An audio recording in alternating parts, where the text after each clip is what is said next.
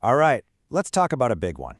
On October 8, 2025, Transport Canada issued a Critical Airworthiness Directive, CF-2025-50, and it affects certain Bombardier Global Series aircraft.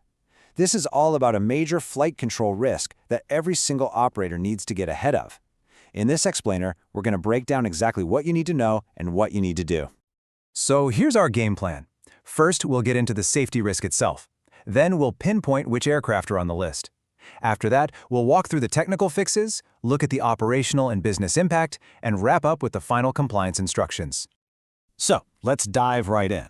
What's the fundamental problem this AD is trying to solve? Well, it all boils down to a potentially catastrophic flight control problem, and it starts with a surprisingly simple maintenance mistake. You know, what's really wild is how this all starts.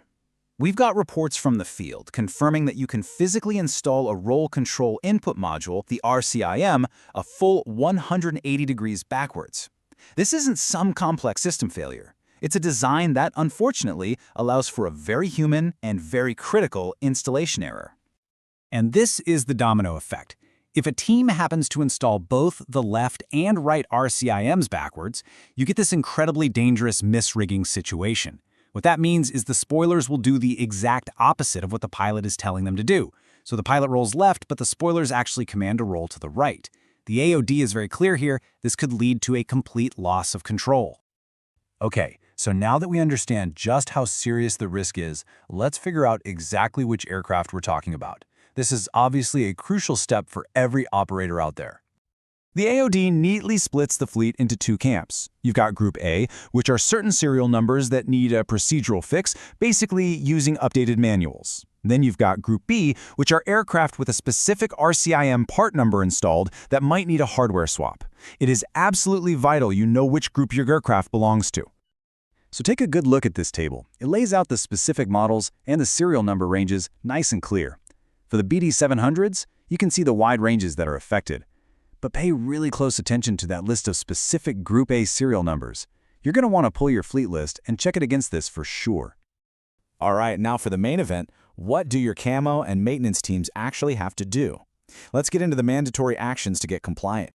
This breaks it down perfectly. For Group A, it's all about procedure. Anytime you touch an RCM, your team absolutely must use the revised AMM tasks from February 21st, 2020 or newer. It's that simple. But for Group B, it's a conditional hardware rule. If an RCM with that specific part number fails, or if you have to remove or disconnect them for any reason, that aircraft is a no-go. You must replace both the left and right units before it flies again. And if you do find yourself needing to do that replacement, this table is your playbook. It shows you the exact Bombardier service bulletin you have to use, depending on your aircraft's model all the way from the Global 5000 to the 6500. Following the right SB isn't optional, it's mandatory.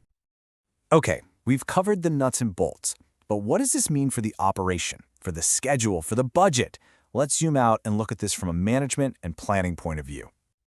So if you're in management, the question you should be asking right now is, what are the key operational impacts we need to get ahead of? Right. Complying with this AD isn't just a line item in a maintenance log. It means planning for potential aircraft downtime, especially for an unscheduled replacement on a Group B aircraft.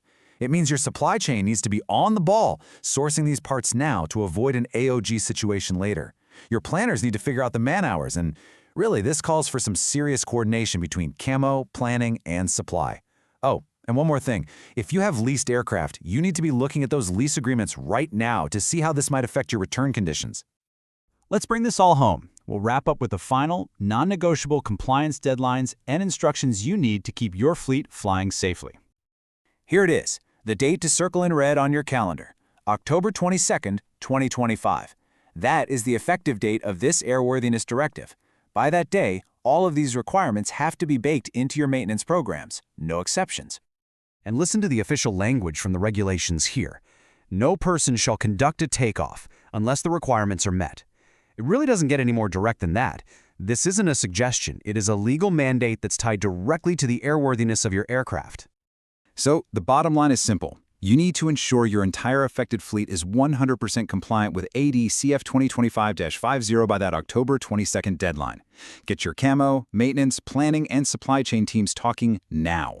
And of course, for all the fine print technical details, the official AD and the Bombardier service bulletins are your primary source of truth. The real question isn't if you'll comply, but how well your plan is set to make sure it all happens flawlessly before that clock runs out.